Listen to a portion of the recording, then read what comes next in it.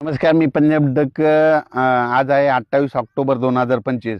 हरभरा ज्यांना पेरायचं आहे तर तुम्ही काय करायला पाहिजे, एकरी 40 किलो 45 किलो 50 किलो देखील पेरलं तर जमतं.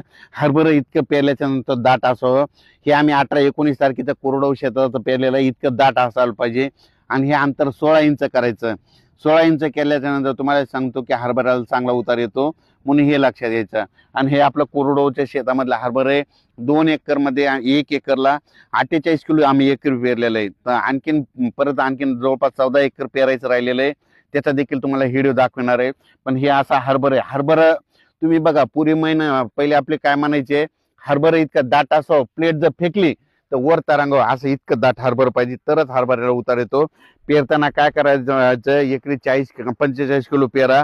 पेरताना एक बॅग खत द्या, 10 किलो गंधक द्या. आणि पेरल्याच्या नंतर तुम्ही हरभरा आज पेरलं, त्याला रोटायटर करा. रोटायर केल्याच्या नंतर काय होतं, जे डुक्कर त्रास देत येतात तर ते त्रास देणार नाही. 2 दिवस हरभरा लवकर निघतं, म्हणून हे सर्व शेतकऱ्यांना लक्षात घ्यायचं. धन्यवाद.